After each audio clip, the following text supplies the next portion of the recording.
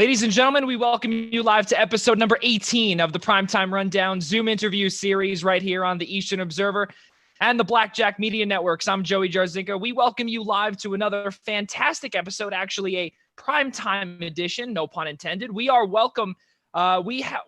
blessed to have Visalia Rawhide, Director of Media Relations and Broadcasting, and the first ever female broadcaster, play-by-play broadcaster, Jill Gearin with us. Jill, welcome to the Primetime Rundown Zoom interview series. I'm really happy that you're joining us here on a little Thursday evening, 10:02 here on the East, 7:02 where you are out in California. Yeah, thank you so much for having me. This is great. Prime time. It's like we're calling a baseball game right now, for me at least, at 7 o'clock. Yeah, exactly right. You know, we don't have, obviously, we got, no sports and everything. And, we have to be able to make the best of everything that's going on. So let's get right into it. If everyone's ready, we do apologize for the technical difficulties early on. We got on the air about a minute and a half or 2 minutes past the top of the hour. So we do apologize for that, but we are up and running here on YouTube and the Eastern Observer. So please, if you did leave us, please join in again. We are back and we're good to go. Jill is ready. I'm ready. Let's get things rolling. So first off, Jill, how are you and your family throughout all of this? Because you are out in California. We were just saying off air, off camera before. It's slowly, I think you guys are starting to open up faster than we are out here in New York. Yeah, starting to a little bit. I am not sure the exact phase we're in yet. I think it's like a 2.5 phase for California. So restaurants are slowly starting to open at 50%, still have to wear a mask and everything. But no, I'm doing well. I actually escaped Visalia and came down to Hermosa Beach, California, which is about 20 minutes south of LA. Weird sleeping in, my childhood bedroom right now. It's a weird dynamic being almost 24 and living with your parents again, even though you still have a full-time job. So definitely a different setup, but we're healthy. My parents are doing well. My dad still has a full-time job. I'm beyond blessed to still be working full-time, being able to work remotely. Major shout out to the Rawhide for that and the Siegel family. So definitely doing very well. Yeah, there's no doubt about it because, obviously with everything going on, we do have some folks that aren't as blessed and as lucky. So, we have to take everything with a grain of salt for sure. So let's get things rolling. Let's keep it moving. So for those that do not know, and for the Visalia Rawhide faithful that are watching, your play-by-play female broadcaster, just to let everyone know, the first ever female broadcaster in the 80-year California League history, and also number 6 in minor league baseball right now. And when I say number 6, I mean there are a total of 6 female play-by-play broadcasters, and we are interviewing 1 out of 6 right here, right now. It is truly an honor, not only for you to be here, but let me ask you this, Jill. Having those numbers thrown at you constantly from not only myself, but you hear it all around baseball. You hear it, I'm sure, in Visalia. You hear it everywhere. How good does that feel for you? Yeah, it's awesome. I don't like how few numbers there are. I'm honored to be one of them. Part of me is thinking, come on, it's 2020. And when I was hired, I was the 3rd hired to be the voice of a team. And that's just ridiculous in my opinion. But it's awesome that people recognize it. And as much as I don't like exactly being one of those numbers and being considered a trailblazer and all those words that they kind of throw around, I'm happy that people are, like yourself, are interviewing me so that way young girls can say, oh, I can do that. Because it really is all about representation and seeing someone who looks like you doing the job that you may or may not want to do. It's very important. Yeah, absolutely. And also, for those that do not know, also both Jill and myself are part of the STAA, Sportscasting Talent Agency of America. So for those that are watching and are females, clearly, again, look at what Jill has done. We've seen others. We've seen, I believe it was the 2018 Jim Nantz Award winner, Katie Emmer, who works at NBC Sports Philadelphia. So, for those, we'll actually ask Jill her advice later on in the program to see what her advice is for other females in the industry that could be getting down right now. But again, as we were saying earlier, for those, the Visalia Rawhide faithful, and for those that were just tuning in for the first time, this is a byproduct of the flagship podcast, the Primetime Rundown. For all of this, the Eastern Observer, everything or every person that we've had on here always has a connection with the East Coast. And coincidentally enough, where you are right now, Jill, is out in LA, but you had some ties out here to the East Coast and in Boston. You went to Emerson College, and again, for the Emerson Lions faithful who are watching, thank you very much for taking a peek at the tweet. I am guilty. I did not tag you guys. I tagged everyone else. I tagged Jill about 90,000 times, but I didn't tag you. So I do apologize. So let's talk about your road to Emerson College. You went to high school where, and also how did broadcasting come up? Was this something that you had in mind all the way back in high school? Yeah. So actually 8th grade. I had it in mind, and it started out with, I was a tomboy. Don't let the makeup fool you. Like, it's the first time I've worn makeup in 2 months or whatever. So, definitely a tomboy. And, you're talking with the guys, you're naming off statistics or rattling off statistics, naming names, and they look at you and say, you know a lot about sports for a girl. And I go home and kind of complain to my mom about it. And she jokingly said, well, sports and you talk a lot. Why don't you go into sports broadcasting? And 13-year-old Jill took it and ran with it. I actually said at my 8th grade graduation speech that I was going to be the play-by-play broadcaster for the Boston Red Sox. And then fast forward to 2018, and I was in their booth as the booth statistician. So full circle there. But going to high school, I went to Bishop Montgomery High School in Torrance, California. It's a small Catholic school. I didn't do anything broadcasting related in high school. I focused a lot on softball. I had picked that sport as the one I was going to try to go to college for.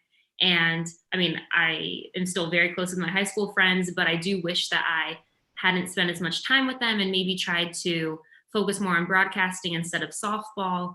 But it all worked out in the end. I went to Emerson, like you said, that is in Boston, a really small D3 school, liberal arts school, pretty well known for their journalism, film school, musical theater, marketing, all that fun stuff. So went there and majored in journalism. And you brought up the fact that you were the Red Sox statistician, 93.7 WEEI FM, New England sports station. That is absolutely amazing because, I'll tell you this. Let me ask you this. Are you a Red Sox fan? Are you a Dodgers fan? Oh, yeah. Go Sox, baby. Go Sox. Oh, man. It's very difficult. I'm wearing a Yankees necklace right now. This is Sorry. Wow. All right. Listen, it's okay. It's all right. I have a lot of friends from Boston who were from New York and everything. So we're friends. I'm friends with Yankee fans. It's okay. All right. Good. That's a positive. So when you worked in the broadcast booth, and did you work with Jerry Remy, I believe is the name? No, so it wasn't Jerry Remy because I was in the radio booth. Jerry is TV. So I was with Joe Castiglione and Tim Neverett. Jerry's still there with the Red Sox, and Tim's with the Dodgers. Right. Yeah. He just recently got the job there. Mm-hmm. Yep. So when you were there, now, was it like, well, first off, it was an internship, obviously, but were you the one trying to help out these broadcasters, trying to come up with other notes, like, trying to go through these media guides and trying to find some statistics that, like this random stat that you all know, I'm sure obviously you as the director of media relations and broadcasting in Visalia, you have to literally do it all. So I can't even imagine what these guys would have to do. But for you, you're going through these media guides and trying to find this tiny little stat that could be beneficial. Yeah. So part of my process was for the Red Sox, I would be in the clubhouse, sometimes interviewing players, sometimes just being a part of scrum and getting audio from players that the radio station may or may not use. That was before and after the game. During the game, like you said, I was looking up random statistics. Normally, Tim would occasionally ask for a very specific stat. Joe did it a lot, and it was obscure stats. I don't even know. I wish I had an example to give you, but I remember going to Baseball Reference and I couldn't figure out where exactly to get the stat. There was a way I could have manipulated it, but I couldn't think of it off the top of my head. So I counted. I literally counted how many situations that had happened and then wrote it down and gave it to Joe. And he's like, "Good job, kid. You really know how to do it." And I was like, "I counted, Joe. I hope I didn't miscount." Like, it was one of those situations. But no, it was a lot of fun. And like you said, going through the media guides, what I actually ended up doing was, I would say, let's say JD Martinez has a 5-game hit streak. I would write on a card JD 6-game hit streak and have it pre-written on a note card or a Post-it note. And whenever if he had a hit that game, I'd already have it written and just hand it to Joe or Tim. So I started to get pretty proactive with that. And it really did help me with my job in Visalia, because I kind of know what a media guide should look like. I know what statistics the major league broadcasters are using, so I can try to do that as well. So it helped me kind of get a little more feel for a broadcast. Yeah, it's not. Yeah, and in addition to with you being a statistician intern or being a statistician for WEEI, it's really amazing because you look at it, and I'll tell you, for those that don't know, I'm a sports information director at St. Francis College, Brooklyn, here in New York. And exactly what Jill does, she just does it at a much higher level than what I do. But additionally, she also calls the games too, on top of, I'm going to venture to say, tweeting and doing some promos too, which I think we also, I know we didn't exchange stuff, but I listened to a few of your clips, and amazing stuff, Jill, by the way. I know I told you, obviously, but through email. But in addition to doing other things like that, like the, other duties as assigned, if you will, how do you juggle all of that? I don't know if I do it very well. Quantity over quality, I guess, right? I think that I definitely run around like a chicken with their head cut off before games. There's a lot of times where I'll forget my script because we'll have reads or something. And I mean, I can get it on my computer. It's just my computer is working so hard already by streaming the broadcast that I prefer to have paper in front of me.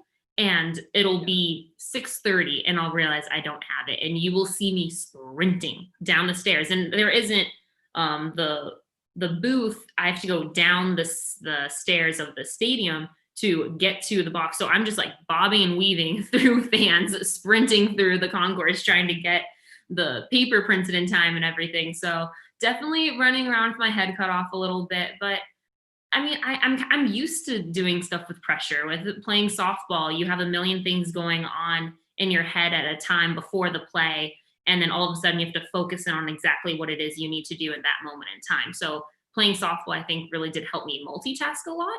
And also with being a college athlete, I learned how to multitask with homework and practice and weightlifting and whatever other extracurricular things I was doing. So I credit softball a lot to it.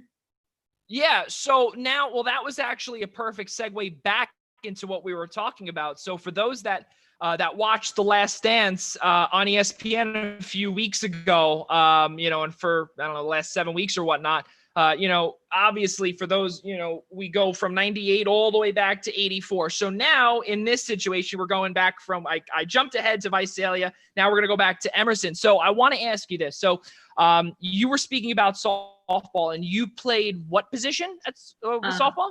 First base mainly. I moved around a little bit, but by junior, senior year, it was pretty much only first base. So utility, and then you eventually got to becoming primary first baseman. That's pretty good.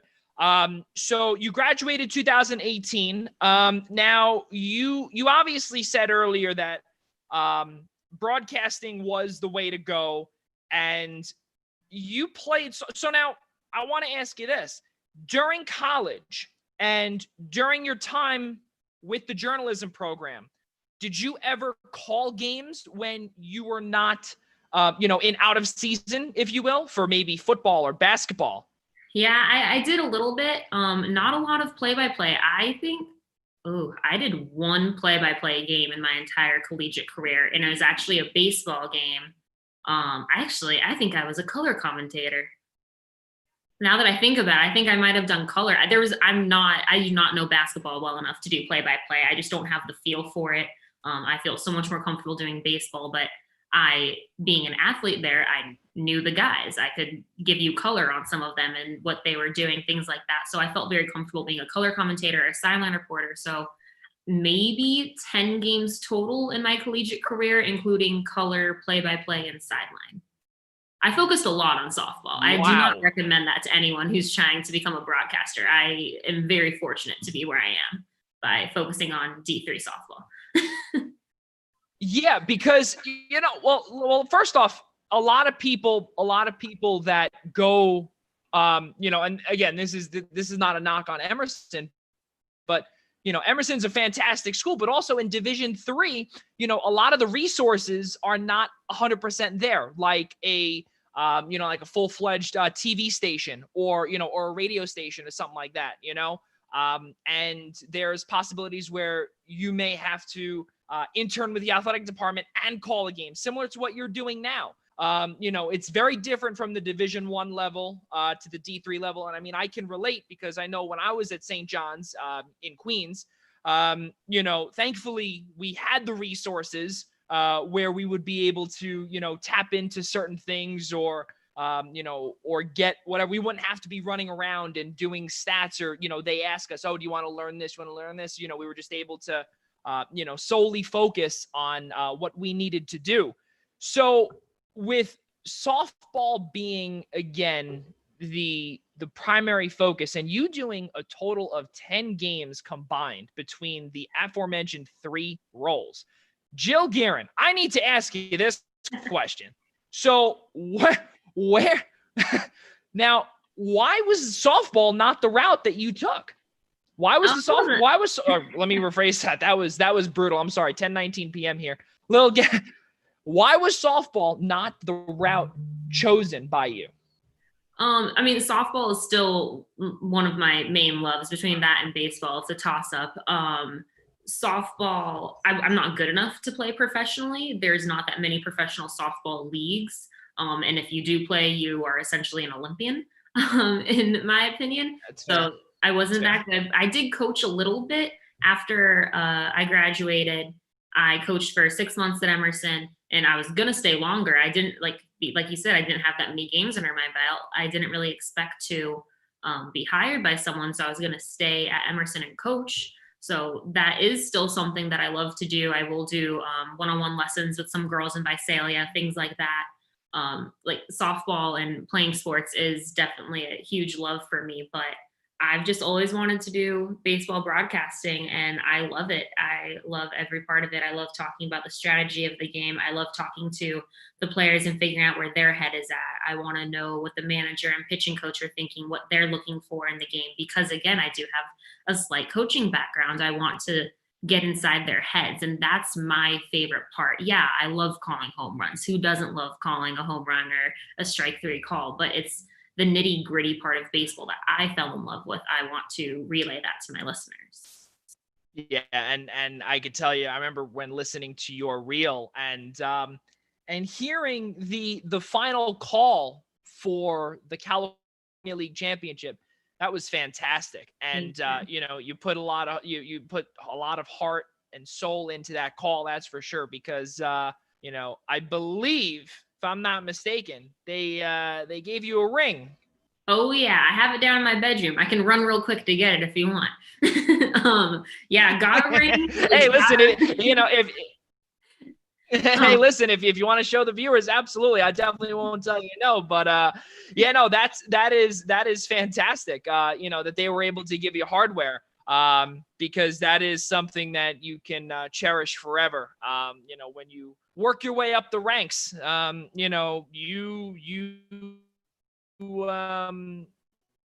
I could say this, you and Paul Goldschmidt are in the same exact, fantastic, along with many, many other current major leaguers. But continuing to move forward and back again to Boston. So your time in Boston, talk about college life. How was it? And, you moved back home. Did you have any thoughts of potentially trying to find something in the Red Sox organization, or I don't know, hey, maybe come down to enemy territory at Yankee Stadium? For the record, I will go anywhere that people hire me. I do not care what team. So just gotta put that one out there. I'm not gonna say no to the Yankees if they want to offer me a radio gig. But there you go. I think you can take over for John Sterling, please. But I would love to work with Susan. Are you kidding me? But my time in Boston was so much fun. I left California for a reason. To be honest, said I was never going to come back home, and here I am living back home for the last 2.5 months. But I loved Boston. It was so much fun. I am so happy that I picked Emerson. It's a great school. I got a lot of great experience, great professors, and I mean, playing softball for the Emerson Lions was still some of the best 4 years of my life. My senior year was amazing. I'm so close with the girls on the team still. We Zoom every Friday night, and it's so amazing. Our senior year, we made the playoffs for the first time in our conference. So that was really big, and we had a rough freshman and sophomore year. We really worked hard senior year to kind of change the culture, and that's something that I'll always be proud of. So, I mean, I loved my time there. Like you said, how it's weird that I've only broadcasted a few games in college. It was because I was so dedicated to my time playing softball and with the girls and weightlifting and running when I had to. But it was just, I wouldn't change it. I wouldn't change what I did. I don't recommend it, but I wouldn't change it. That's pretty good, especially making the trip cross country and spending 4 years of your life here on the East Coast. Really a life-changing move. You mature, you grow up, when you leave. So really, really good stuff. That's for sure. And to be back home now, how you got Visalia is probably the biggest question, because again, as I asked earlier, you had experience as the statistician for the Red Sox radio team. You were also a part of the New England College Baseball League, the summer league, I believe it is, Nashua Silver Kings, WSMN 1590 AM in New Hampshire. So you broadcasted a decent amount, and this was when in the timeline? That would have been the summer after I graduated. So it was the same time I was interning for the Red Sox. I actually worked in 3 states that summer: New Hampshire with Nashua, and then the Red Sox in Boston. And I interned for the Pawtucket Red Sox in Rhode Island. So I was taking trains and buses back and forth a lot. My hub was in Boston. That's where my apartment was. Lucky enough to have friends in Rhode Island and an aunt in New Hampshire to crash on their couches if needed. But yeah, that was really the only place I had any tape from for my reel to get this Visalia job. And I got the Nashua job because of Tim Neverett. His brother, BJ Neverett, is the manager. And Tim said, "You need a reel if you want to get a job. I'll get you this broadcasting job." It was free. So it was basically, they gave me the platform to use, and I was able to make something out of it. I did a few mock games down in Pawtucket when Dr. Charles Steinberg allowed me to. And I got to do one game, a mock game in a Red Sox booth as well during one of my days off. So wow! I interviewed Jackie Bradley Jr. He was my interview I had in at the end of my reel. So I mean, like having that kind of name is pretty helpful. But I think take away the college games, because that had that had color and sideline. If you take all the mock games and the Nashua games, maybe 30 games I did then. So I was just lucky enough to get some good tape. And when I say tape, I mean, I had a tape recorder that I recorded into.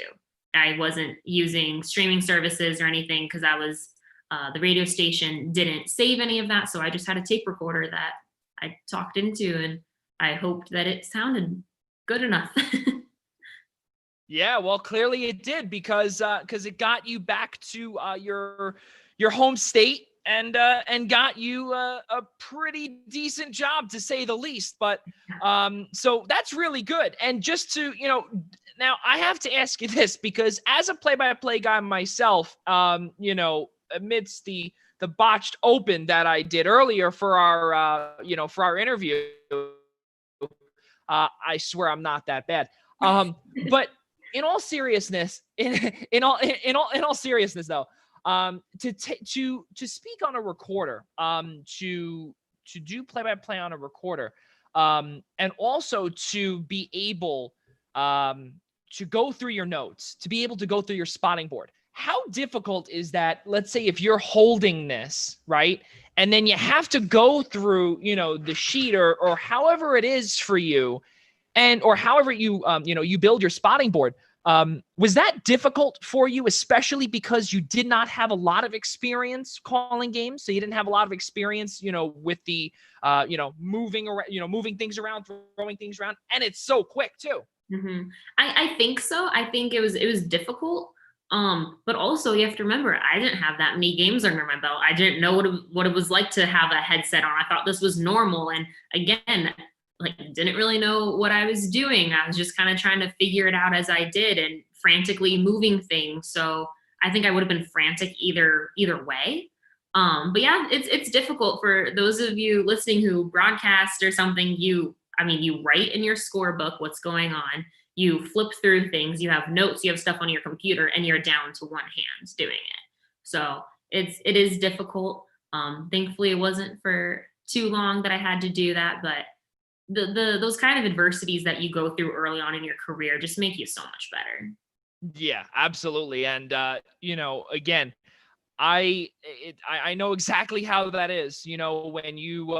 When you go to, I've gone to Knicks games before, and I've gone to the top of Madison Square Garden, and I've tried calling, just sitting at the top or sitting even in my seat watching a game as a spectator, and you have it in your head, and I remember a long time ago, I would talk into my flip phone and I would just, try and record whatever. I think I still have it, but it's phenomenal how you can get a job just by doing that. And I know on some of our STAA meetups that we've had, I remember John Chalesnik has spoken about that because, it's quality over quantity. And really all you need is a phone nowadays, and anyone could do it. You don't need, you don't need the whole setup. And, I wish I learned that, because otherwise I'd save about $600, but whatever. But all joking aside now, you're back in California. Yep. Let's get to this finally. You're back in California. Your road back to or road to Visalia was through Boston, Nashua, that whole New England region. Talk about your trip back to the West Coast. So again, this is when people hear my full story of all the internships I've had, and by the way, I got the Tim Never internship because Tim graduated from Emerson. So it was very perfect. I got the internship because of Emerson. I got the Nashua thing because of Tim, and the job in Visalia I also got because of Emerson. Julian Rifkin, he's now one of our co-general managers. He happened to be a senior on the baseball team at Emerson when I was a freshman on the softball team. I found out that they had an opening in Visalia, and I texted Julian and said, do you think it'd be a good fit? He said, I don't know, but I can put your name into the GM at the time. I can give her your reel and everything. And we reached out. We did 2 phone interviews, and I accepted the job in middle of October, which was awesome that I got to tell Jessica Mendoza, Susan Waldman, Joe Castiglione, and Tim Neverett during the Red Sox ALCS and Yankees Red Sox ALCS. I was able to tell them that I got the job. So it was really cool. That is crazy. That is really nuts. To be able to tell broadcasters of that caliber, names that, you get starstruck when you even say those names, and you're the one calling them, or letting them know that you have this gig. So again, even though you're in, congratulations on graduating and being able to get back to your home state, even though you were saying, there wasn't really a chance for you to, you didn't think you were ever going to go back home. And now you're there. It's crazy how things happen. And also through connections is really how the business works. Mm-hmm. So we said earlier, you're the first female California League broadcaster in 80-year history. Yeah, we've got that. Again, fantastic. But now I think I need to hear this, because as a sports information director myself, I've heard of a lot of the, other duties as assigned. And there have been times where, I've had to drop everything and call a game.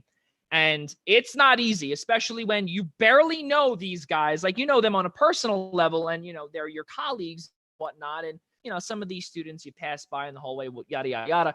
But for you, you're doing literally everything. That is something incredible. Give us a little bit about a game day for Jill Gearin. So what is your game day like for you? Okay. So usually I'm at the ballpark by 9 a.m. The first thing that I do is start printing out all the stat packs, which what is nice is that minor league baseball gives you access to all the stats you could possibly want. I just have to organize them in the way that I want it to and print them out a certain way and make about 20 copies. So I do all of that and try to get as many copies done as I can before everyone comes into the office, because they're going to be not happy if I'm taking over the printer while they're there. While those are printing, I usually start writing my game notes. That takes about 2 to 3 hours, depending on how focused I am and things like that. Again, I try to get all this stuff done as early as I possibly can, because I do want to be able to actually go on the field and talk to some of these guys. So usually it depended later on in the season, our day of game meeting, which is when every front office staff member comes in and we meet for about 30 minutes, talk about what's going to go on at that game. So usually between 11 and 1, that happens.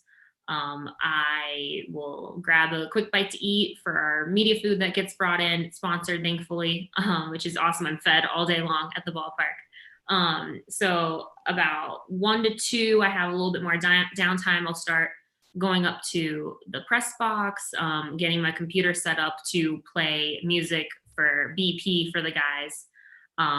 They made it very clear to me they didn't just want a radio station being played, so I quickly made our intern Hannah Wright actually made some playlists for them, so that was really helpful. But I'm usually up there by 3 o'clock, the extreme latest.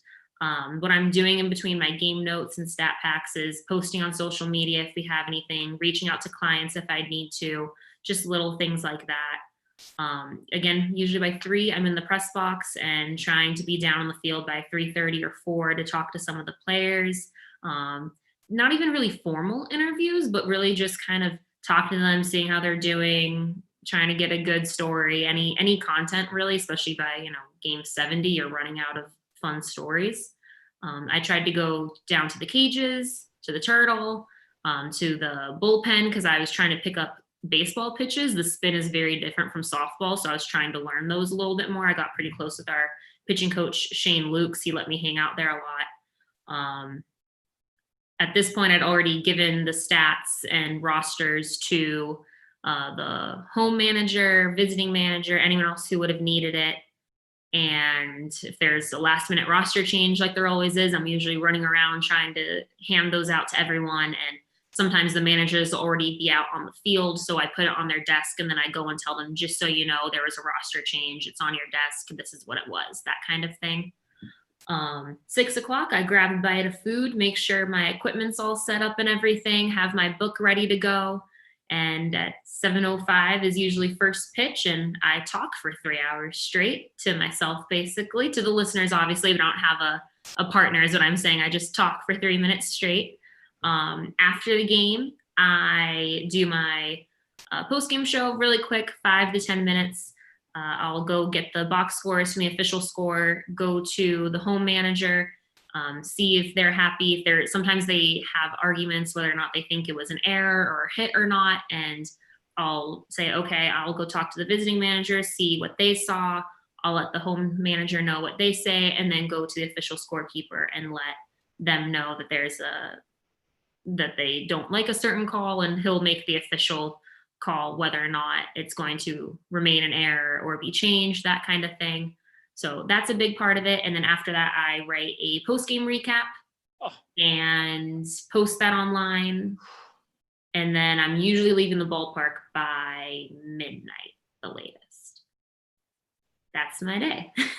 Wow. So that is, let's see, if my math is right, that's 15 hours, roughly, give or take 15 hours. And now when you called the game, you said you don't have a color analyst.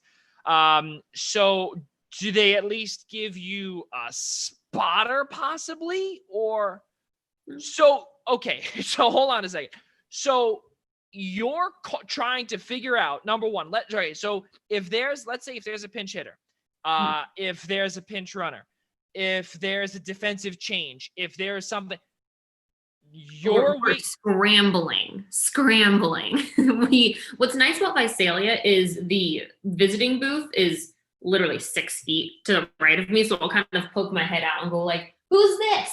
And we'll figure it out from there. But I mean, I have binoculars that I also use as paperweights for all of my notes, and I'll use the binoculars that way to try to figure it out. We do have someone who runs, Julian's gonna yell at me. I can't remember if it's called Gamecast or Statcast, but they run that, like the thing where you see with MLB, where you see the little figurine of a batter, and then you see that it's I think it's Statcast, I believe. Statcast, yeah. So she runs that, and she'll help me with certain things. If I can't remember what number pitch this is, she'll kind of like hold up her hands and be like, this is the 10th pitch of the at bat. So she's kind of like my booth statistician a little bit. She's also my best friend in Visalia. So Alexis is a huge help with that. But other than that, it's kind of a free-for-all. You figure it out between Alexis, the visiting broadcaster, and our PA guy, Brian. We all try to help each other out. That is fantastic. You know, you look back, you look at it and you say to yourself, you know, in single A ball, where this is, for those that do not know, Visalia Rawhide is the Class A Summer League ball affiliate for the Arizona Diamondbacks in the California League. So you deal with plenty of top prospects in the Diamondback system. So, you know, you figure that you have a lot of these diehard baseball fans that are going to want, you know, not only answers, but they also want, I don't want to call it quality broadcasting, but they want to know what you're talking about. And especially when you're doing, you know, a zillion different things, Jill, does that ever cross your mind where, you know, you're tweeting, you're also, this is actually the biggest question of all. So because you're the director of media relations, I know I have to do it for my women's basketball team. Do you have to play music for them too? No. So just during BP, okay, I'll play the music, but our PA guy, he runs all the walk-up songs, in between inning stuff. So I don't have to, if I had to deal with that too, my head would explode. I don't think it's possible. Yeah. Okay. Yeah, as far as the, you know, quality broadcast goes, that definitely runs through my mind. But I mean, the Rawhide has a very big following. We're entering our 74th anniversary in Visalia. And, you know, it's also the players' families, their wives, their girlfriends, their friends who are listening. And so they want to hear fun information, good information. And honestly, if I mess up, I tell them. I'm human. It was my first year. And I think you can tell I laugh a lot. So that happens on the broadcast. If I mess up or something funny happens, I laugh. I try to make sure that there's some personality to it. And I think it makes it more fun. I haven't had anyone say that they hated my broadcast yet. So we're going to keep going with it until they tell me. But, you know, I want to get out, obviously, good information, important information. But they're also listening to one voice for over 3 hours. I want to make sure that they're able to laugh and enjoy it too.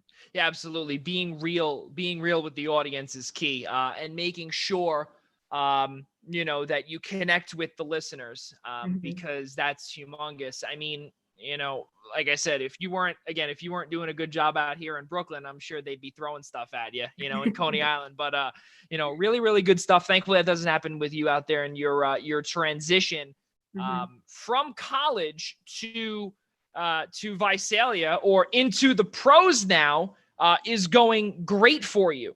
Now, continuing with your director of media relations job, and this is the thing that really gets me, because with you doing everything, you have to put tweets out, you have to do whatever. Now, in between innings, what is it like for you? Chaos. I'm trying to finish my scorebook because I'm guilty of this a lot. I'll forget to write down, especially when the innings get crazy, which is when you need to be writing down when plays happen. I'll try to make sure that gets finished.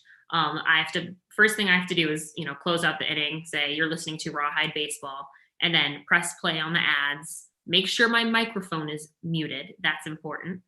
And then I start writing my notes or anything, getting anything ready. If there is a new pitcher, I'll get that ready, make sure that the visiting broadcaster, official scorekeeper knows what's happening, and the PA guy. Sometimes if there's a run scored, I'll tweet. I don't tweet every single inning because I just quite frankly can't do that. I'm not that good at it yet. But whenever a run scores, I'll try to tweet it in between innings. But I mean, what's 90 seconds 2 minutes and 30 seconds in between innings, I think is what it is. We don't have a clock out there, but I think it's 2 minutes 30 seconds in between innings. So I believe so, yeah. And then sometimes you have to go to the bathroom and there's no bathroom in the booth. So I'm again sprinting through the stands to go to the bathroom if needed.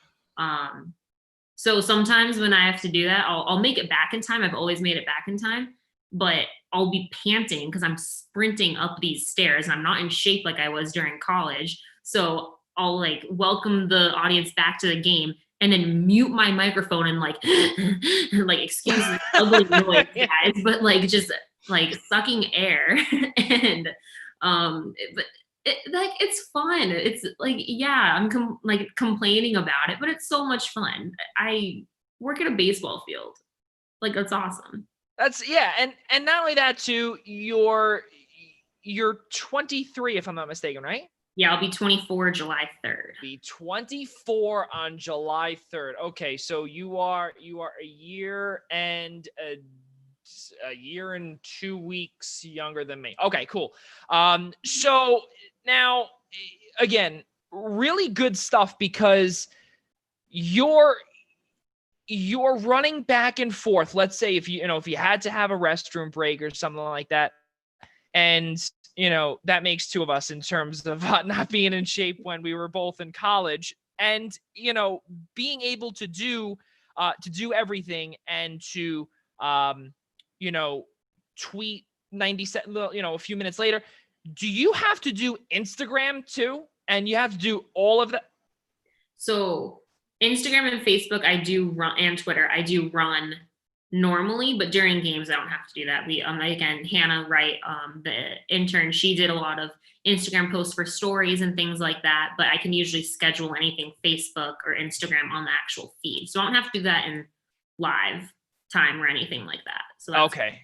Thank goodness. I was going to say, because that's, again, that is, other duties as assigned is now getting a little out of control as as our conversation is going on. That really is crazy. And I'm learning a lot from you, because now I can take this back to work also, and I'll have to tell my boss and a few of our graduate assistants that we're doing it completely wrong. We have to do what you do. Amazing stuff. Now, I think to myself, as we're talking, you are the broadcaster, obviously. So let's talk about the road schedule. How does that work for you? So I last year did not go on the road. It was a 70 games at home was part of it. And I knew that going in. Jennifer Reynolds, she was the GM at the time. And she said, you're going to be doing sales, marketing, other things. I prefer having everyone on my staff here. And, being a broadcaster, not exactly what you want to hear, but I also knew I didn't have a lot of games under my belt before, and 70 more is way better than no games. So I was very happy with it. On June, what's today? Oh, June 3rd. I just realized I forgot to post about it yesterday. On June 3rd, we clinched the first half champions for the California League. And so we made the playoffs on June 3rd, which is we were the first team in minor league baseball to do it. And I went to Jen and said, I really want to go. Like, is that okay? And she said, yeah, whenever we don't have to be in the office, you're free to do whatever you want. And I did that. I paid my own way. I drove to Stockton, California, stayed in the hotel, went and broadcasted the game, and we clinched the first half. And that was awesome. It was a lot of fun, and I enjoyed every single second of it. Being on the road is so much better than being at home. Not that I don't love Visalia and I don't love the home crowd and everything, but I don't have to be at the ballpark at 9 a.m. to do stuff. It's not as difficult. So I wanted to do that as much as possible. So after that, I probably went to every single road game, except not road game, every single series for at least 2 games.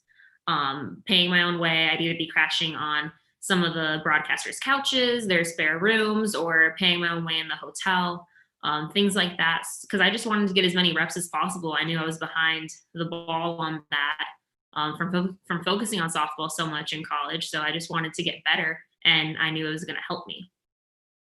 Yeah, no, and you know what? And I find it admirable because, you were just saying earlier, just a couple of seconds ago, you were clicking in and out. But if I did get that right, you were paying for yourself to, you were paying out of your own pocket to go on the road. Yes. I find that really admirable because I remember when I was in college and I would go down to Washington, D.C., to Providence, to go with the men's basketball team when they would not put us on the bus. They'd only put us on for the women's games. And then we'd fly out to Cincinnati for baseball. And there were times when we just said, you know what, me and my 2 closest friends who were my co-sports directors at the time, we were able to, really team up and get it all done. But if the school was not willing to pay for it, we would just take, whatever we could, whether it be, we'd have to do some work study or we'd have to do some things in the athletic department, whatever it was, just for a couple of bucks here and there, we'd be able to save that up and go to these places and be able to not arrive at the stadium or the arena, if you will, at 9 a.m. Or like how we would do at the Garden. We'd have to be at Madison Square Garden at, for a men's 6:30 tip-off at 1-2 o'clock. Regardless of it being a student station, you have to, it's completely different experience from home and on the road. So with that being said, and you going to Stockton, were there any other places that you went to, or it was just there? Yeah, I went everywhere except Lancaster. Okay. So San Jose, Modesto, Stockton, Rancho Cucamonga, Inland Empire, and I'm missing one. Storm, Lake Elsinore Storm. I've been everywhere else except Lancaster. So with Lancaster being the exception, out of the aforementioned teams that you mentioned, what was the, I guess, best memory or favorite ballpark to be at, or favorite experience on the road, if you will? Yeah, so the Lake Elsinore Storm, that's a beautiful ballpark. It's how high up you are, and the booth is 2 levels, like how you would have in a major league booth. So that's an amazing experience there. I loved Stockton. I think I just that was the first time I got to experience a champagne shower from them clinching a playoff spot. So that was really cool. Like, being a former athlete, that's something you dream about. So that was a lot of fun. I have the funniest road story I can tell you. Let's hear it. In Inland Empire, and Steve, who's the broadcaster, he makes fun. I still make fun of him for it, saying that their chair broke on me, that they need to get better chairs. So I was in the bullpen, just hanging out, watching some Pens before the game. And I sat in a chair and okay, like, you sit down in a chair. I was tired, didn't feel like standing anymore. And all of a sudden I collapse and I land in an L, like my feet and legs are straight out right there. And this is in front of the entire team. And no one's laughing. Myself and my intern, Hannah, she happened to come with me for that road trip. We're the only ones laughing. I'm trying to fix the chair saying, I didn't break it. It's okay.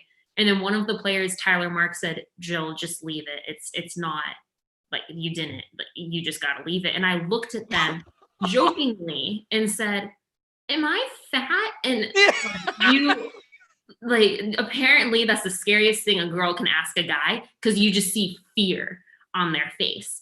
And they're like, no. But yeah, it was fun. They gave me a lot of stuff after that. The pitching coach talked to me the next day and said, I just want to let you know that I think that was the most professional moment in my life, because I didn't laugh at you.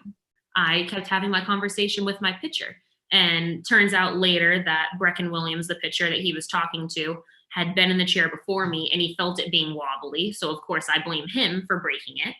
And also came to find out that players were still talking about it a month later, because I was telling one of the newer players that came through about it. And he said, oh yeah, I'd heard about it. We were talking about funny stories and that one came up. And I'm like, what's going on? Why are we still talking about this? But yeah, that was a good road story. That's wild. Now, you know what? It's actually a perfect story now, and you've done a fantastic job with segueing into the next question. You can read my mind. Great minds think alike. Now, with that being said, with, not only being the most professional moment in, focusing still on his pitcher and not, reacting to the said mishap, and what you were saying before, am I fat, guys, whatever. Now you coming over from softball, being with all women and now working with all men, how is that transition for you to work with, or to how does it feel? Did you feel a little, I don't want to say awkward, but, like a little shy, a little bit here and there, because again, you're working with players who are potentially top 20 major league prospects, coaches, again, that are men. You're working in a not only predominantly male industry, but on a baseball team. Right. Yeah. And I'm pretty easy to pick out on the field. Just look for the one girl who also was blonde. It's pretty easy. But it's I've hung out with guys my whole life. Some of my best friends have been guys. So it wasn't really a weird situation. You work with guys at internships and things like that. I'd interned at, with the Red Sox. It's a booth full of men for the most part. There are a lot of women broadcasters, or rather reporters, who cover the Red Sox. So I was lucky to still be around amazing role models. But, you get used to it. I think the biggest part for me was I was a little bit nervous about going into the clubhouse, because it was not for me because I had done it with the Red Sox, but in terms of I was going to be the first one in the California League. There isn't really any written rules of what you can and can't do in terms of timing, because I was used to there being a media time with the Red Sox, but Now I'm not just media, I'm media relations. I'm the person that can kind of go in whenever they want, provided the manager is okay with it, but I also have to go in there at times to give the manager information, whether it's a roster change or anything like that. So I think for me, it was more so navigating the politics, for lack of a better word, of that. That was more difficult for me, figuring out I knew I belonged. I knew that. I knew that I had a right to be there. I was just kind of respecting everyone's spaces. But in terms of working with them, they were awesome. It was so much fun. In the beginning, I was a little bit quiet, not because I was shy, but I just kind of wanted to ease my way into a relationship with them, and kind of naturally started happening when they started making fun of me. So it works out pretty well. This is a side note. This is like so unprofessional. Should I turn on the light above me? There was sun when I started. Sure. Okay? Yeah, you know what? Sure, why not? Yeah. Okay. I just couldn't tell you. Yeah, you're good. You are good. Don't worry. Let's see.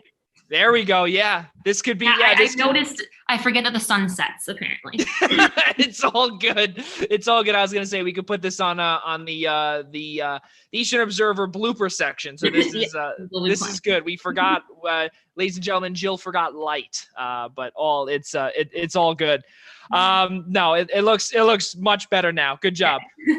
So. Now, continuing on in the middle part of, or let's say the latter stages of this of our interview here, or our conversation, if you will,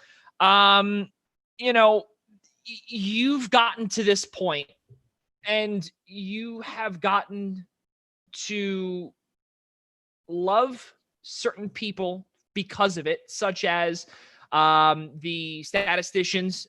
You've gotten to have a relationship with a lot of these folks. Every single person is a human being in terms of, whatever they do, play-by-play, color, whoever you've made connections with, baseball inspiration, or even, someone in your family. Who do you have to look up to, who to thank for where you are now? Yeah, I mean, cliche, first and foremost, my parents. My mom told me to be a broadcaster, and I did, and they paid for me to go to school. I'm beyond grateful to them. And, being a broadcaster, you don't make a lot of money. For my birthday present last year, they paid for a full road trip for me to go on. Things like that, just always been very supportive emotionally, financially, any way that they can be. There's so many people, Jennifer Reynolds for giving me my first break in a professional setting as a professional broadcaster. Tim Neverett, obviously, with the Red Sox. And I actually have a neighbor, Stacy Sagan, who I want to thank because she got me my first internship that was not even sports related. It was in Atlanta for Lauren Lake's paternity court. And it's really difficult to get an internship. They want people with experience, but of course, how do you get experience if you can't get this internship, that kind of thing. And she took a chance on me and gave me an internship, and that opened up so many doors for me. And, there's so many people that I'm forgetting. Everyone at the Rawhide, and it's weird to say this, but the coaching staff for the 2019 Rawhide and the entire, all the players, they were amazing to me. It's very intimidating being a 22-year-old woman walking into something that no other woman has done before. And they took me under their wing. They treated me like family, and they made sure I felt like I was a part of the team, and I will forever be grateful to them. Plus, they got me a ring, so, Yeah, exactly. I was gonna say, you have the ring as well to thank them for, because again, in all seriousness, it can go either way. It just is. It stinks, but I'm really glad that it went the positive way for you, for sure. So again, right now we're in the midst of a pandemic. We're in the midst of other things going on in the country. Major League Baseball, we don't know if they're coming back. We won't elaborate on it, but what I do want to ask you is like a rapid fire type question. Do we see you in the Visalia Rawhide booth this upcoming summer? Yes or no, Jill? I hope so. I like that answer. I like that. It's going to be a little bit of a longer answer for you now, but, I'm not the owner. I'm not the GM. I don't know if there's any other conversations going on, but I do know that we're working with the California League. We're working with minor league baseball, local health officials, national health officials to bring baseball back as safely and quickly as possible. I'm giving you a little bit of a PR answer, but I'm used to those. Yeah. But it's not a PR answer. It's legitimately what's happening. It's the truth. You look at how minor league baseball is, for the most part, always operated. They follow Major League Baseball. Major League Baseball hasn't figured it out yet. So minor league baseball isn't going to make a decision. It's usually how it is. Right. So trust me, I would be giving anything to be sweating in 100-degree weather in my booth right now. I would give anything.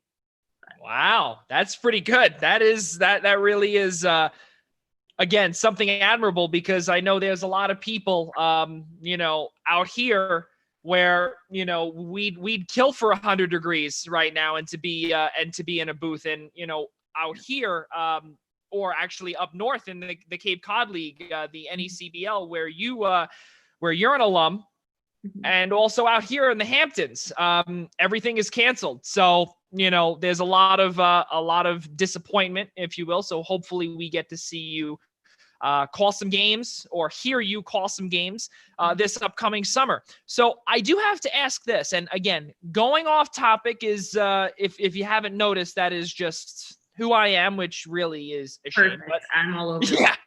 Like I said, around. What is the size of your broadcast booth? I just need to know, because I ask a lot of play-by-play people this. It's really small. If we have to social distance in the booth this season or next season, I don't know how we're gonna do it. Like we have 3 people in the booth usually, and I don't know the exact dimensions, but like I can like give you a pan of my living room. This size, it's not as long as that. It's smaller than that. Wow. And then in terms of how much room I have to write on things, my computer takes up a lot of space, and my scorecard is in my lap as I write. So small, it's cozy, it's homey, but we're really close to the field.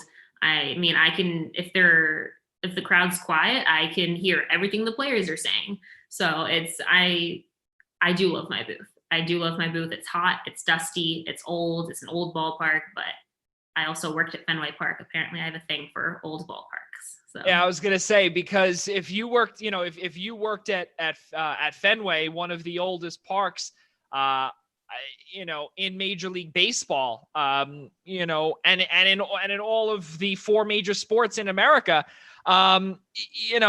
you can work anywhere, and especially where you are now, and again, I guess maybe because, I've been spoiled with, Madison Square Garden or Yankee Stadium or whatnot, I guess I don't have the appreciation of the old style park that you do, which again is fantastic, because now when you move up, which we all know you're going to, you're so young and you're starting at a pretty high level, the booths are going to get bigger, thankfully, which is good, and hopefully you'll be able to get a spotter and someone who can tell you what pitch is coming, or and that's another thing, and that's another question I want to ask you too, is that when you see, like, how well, first off, obviously I'm going to say you don't wear glasses. I'm wearing contacts for the first time in like 2 months. So wearing contacts. Okay. All right. So you're wearing contacts now, for you to see it, like, how far, like, is it a good sight line directly to the mound? Yeah, it's really good mound, plate, and everything. There's a little bit down the right field line. There is not a lot of foul territory, so it's hard for me to see probably the final like half down the line of the outfield in right field, and then I can't see. Yeah. There's a banner in front of our bullpen, so I can't see who's warming up. I can see that a catcher is catching a ball, but I can't see who's warming up usually. Other than that, the view's really good. But in terms of pitches, it's really just, in softball, it's so different for the most part. If it spins onto the inside, it's a screwball. Outside curve, high rise, low drop. And then like there's some kind of variations, knuckle, fastball out, fastball in, or a changeup. But in baseball, it moves the same way to me. It just looks much different. And then there's major league broadcasters that are saying that was a cutter. I'm like, you have to be lying. There's no way you know that. Right. I mean, maybe Dennis Eckersley does, but Like, I don't know. Right. Well, I mean, unless you're Michael Kay out here for the New York Yankees and covering Mariano Rivera, and that's the only pitch that's coming Yeah. from him. So, right, Yeah. but it's different for everybody. So as we get into the to the eighth inning of our conversation here, if you will, I have to ask you this, Jill, because again, I keep saying this. I really should stop it. We're looking for a positive conversation, but amidst the pandemic here, there have been, people having trouble trying to adjust to this, being told they can't go out. Where you are, obviously, is sunny all the time. Raining is really, or rain and Los Angeles and Hermosa Beach is not really, in the same sentence ever. Unless I'm out there and then it rains for a full week and then things get stopped, which is another story for another time. But that's whatever. I guess I'm just a bad luck charm. But you have rain, you have snow, whatever it may be. What is your advice to, let's say, any aspiring ball player, softball player, play-by-play announcer, female, male, whatever it may be, who may be mentally down because they're being told to stay inside. They don't have the luxury of going outside and potentially doing what they want to do, love to do, etc. Yeah, it's tough. I've had really tough days mentally as well. And I think the first thing is it's okay. Like, if you are peppy throughout all of this, props to you. Let me know like what medication you're on so I can take it. That's amazing. But I think the first thing is it's okay to not be happy all the time. It's okay to be really down and not be able to get out of bed that day, or you just get your work done, you don't go work out. It's okay. I think the first thing is realizing, first thing is admitting it, that you aren't okay, and find someone that you can talk to. If you need to reach out to me, really easy, Jill Gearin, Instagram, Twitter, all of that. Please, people just need to be happy. It's okay. It might not get better right away or exactly go back to normal like we want to right away, but it's going to get better. There's a lot of stuff going on in the world, but just know that it's okay to not be okay. And that not even during this, that's in life. I've had so many laughs during the 2019 season, but I also had so many breakdowns. I didn't know what I was doing half the time. It's okay. It's going to work out.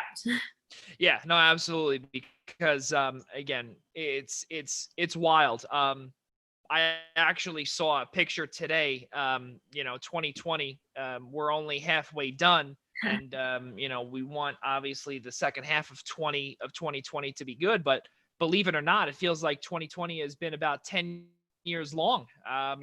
With the way everything's been going, it's absolutely crazy. So with that being said, we have to ask you this, even though you've been stuck in 100-degree weather for however long, Jill, because you're in California and there is no such thing as winter where you are. But out here on the East Coast, it is slowly becoming, it was like 85 degrees today, which is fantastic, and a great pool day nonetheless. But the first 18 episodes, including this one, we have asked every single person, because summer is right around the corner and we need something to look forward to, what their favorite ice cream flavor is. So let's do this here. So for those that do not know, or this is their first time watching, former NFL wide receiver Cecil Shorts III, back on episode number 11, said cookie dough and strawberry was his. Current San Jose Shark color analyst, NBC Sports California, and NBCSN color analyst Brett Hedican said Americone from Ben & Jerry's. Current prospect for the Kansas City Royals, Alex Katz, vanilla with rainbow sprinkles, as well as, let's see, where else? And I think, Fairleigh Dickinson University right fielder, Ross Mertz says vanilla. So there is a whole ton of flavors that we've got here. Jill, let's add your name to the list and your favorite flavor. I like cake batter or like Oh, birthday wow. cake. That is number 2. I'm sorry to interrupt you, Jill. That is number 2. I have never heard of cake batter before 2 days ago. And Really? you just said that. Yeah, I didn't think that was something. And Do you not go to Cold Stone? well, I'll tell you one thing. I think the last time that I saw a Cold Stone around here was when I was 7 years old, because they closed all of them down. Wow. Around There was here. one in Boston, I remember. There was one in Boston. There's quite a few here. Like yeah, right. I know. Yeah, out on the West Coast, there's that. Yeah. And then I know, obviously, with Carvel being out here, there is cake batter too. So Google says. And yeah, that's pretty good. And USL League 2 FA Euro New York Executive Director Marco Balsamo, cake batter. That's pretty good for United Soccer League. That's unbelievable. So cake batter 2 and chocolate 0. That's pretty good. So to answer your question, I have not been to Cold Stone since I was a kid. That's pretty good stuff. Highly recommended. Cold Stone wants to sponsor my broadcast. You let me know. There you go. So last question, because I really do appreciate you being here with us for over an hour, Jill. I'm sure you have better things to do on this Thursday night. It's only 13 minutes after 8 p.m. Where you are, thankfully. We're coming up on almost a quarter after 11 over here. But I need to ask you this, because everyone watched it at the time. Did you watch The Last Dance? I did. My dad and I watched it together every Sunday. We missed one Sunday. I don't remember why, but we recorded it and watched it together. And it was cool because, I wasn't alive then. I was born in 96. So it was really cool to see that. And my dad actually played basketball in college. And it's really cool to be able to ask him questions about basketball, because I know the sport enough, but not enough to do play-by-play or anything or play it. So I asked him questions and kind of see what MJ was all about. And like you said, how it moved around, I could not keep track. It was not okay for me. I feel bad. Well, then I feel bad for all the viewers watching this interview. I do apologize. But I just specifically remember Larry Bird was the coach of one team in the playoffs that MJ and the Bulls were facing. But just 10 minutes prior, they showed Larry and Michael playing together in the Olympics. And I was like, but Larry was still playing. Did he just play in the Olympics and just coach? My dad said, no, that was whatever year. I'm like, oh, I'm done. I give up. This is a lot of fun, but I give up trying to put all the pieces together. Yeah, no, absolutely. Because it went from, it was supposed to be obviously about The Last Dance, about the, the 97-98 season. And then we go all the way back to when MJ was at UNC. So, it's obviously you weren't not going to have, the whole story of who Michael Jordan is and how he got to where he got to. It's just, it doesn't happen. So any other things that you've been catching up on in your downtime, house projects, quality family time, picking up other hobbies, or in addition to your Friday night Zoom sessions with your friends? Friday night Zoom sessions. Thursdays, I'm actually gonna have to be, it's fine. I can be late to it. It's not a big deal. 8 p.m. Oh boy. It's okay. 8 p.m. on the West Coast, we have our Cal League colleagues Zoom meeting. So it's all the California League, like broadcasters. We just, talk, have a beer, that kind of thing. So it's a lot of fun. It's okay. It's okay that I'm late. It doesn't matter. People hop in and out all the time. Joe Rizzo with the Giants, he just had a baby, so he usually hops on at like 11 p.m. So it's fine. But I've been spending my Thursday nights doing that. Trying to learn Spanish because there's a lot of Latin guys who play baseball, so trying to do that. Just started watching Avatar: The Last Airbender again on Netflix, which was huge. That I loved watching that growing up. It's a lot of fun. But no, spending a lot of quality time. I mean, I moved across the country when I was 18, came back and worked in baseball, and didn't really get to see my parents as much as I'd like to. So it's really nice seeing them, seeing my high school friends, because we all live in the same state for the first time again since high school. So seeing them social distancing, but being able to still go over to my friend's backyard, which is pretty big, and a pool and everything. So doing that and trying to get back in shape or something, but just trying to pass the time. There you go. Yeah. So I'm gonna wrap this up real quick. I do want to ask you this, because as I'm listening to you, I have to ask you this, because I am also. Are you an only child? Yeah.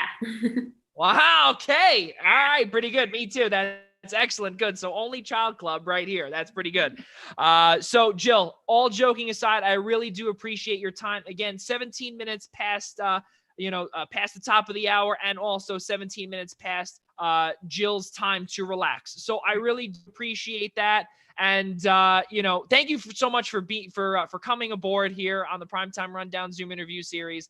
And I'm sure we'll be talking for sure, especially we are fellow STAA members together. And so I'm sure I'll be talking to you and seeing you around for sure. Definitely. I'm actually going to be doing one of their Instagram lives. I think it's on the 13th for STAA. So it'll be fun. Yeah. Oh, look at you. Yeah. Making it big time. I'm the one asking questions during all their other Instagram lives. I'm not sure why they're asking me, but it'll be a lot of fun. And, I'm enjoying the downtime. But thank you so much for having me on, Joey. If anyone who's listening wants to reach out to me for anything, again, it's just Jill Gearin on Instagram, Twitter, and everything. Feel free to reach out. So. Absolutely. And we will make sure to repost this whole conversation / interview. I consider a conversation. This is tons of fun. Not really a, straight shot interview. I don't really like to do that on here, but we'll have all of Jill's information that she made public on our Instagram page, on our Twitter page, on our Facebook page as well. But before Jill, before you go, just want to say a couple of words. Episode number 20 of the Primetime Rundown Zoom interview series comes to you next Monday, when we welcome San Jose Sharks radio voice from KFOX 98.5, Dan Rusanowski, at 7 p.m. Eastern time, 4 p.m. Pacific. Follow us on social media at the Eastern Observer on Instagram, at Observe Eastern on Twitter, and at Eastern Observer on Facebook. Also, tomorrow night, episode number 27 of our flagship podcast, the Primetime Rundown, will return tomorrow. I will not be there. Tyler Adele, my co-host, and his friend Mark Stanford will be taking over for the next few weeks, starting tomorrow, 6:30, right here on the Eastern Observer. Ladies and gentlemen, once again, that's Jill Gearin. I'm Joey Jarzynka. For all of us at the Eastern Observer and the Blackjack Media Networks, we'll see you next time. Hold on one second, Jill. All right. Good stuff. Thank you so much. And I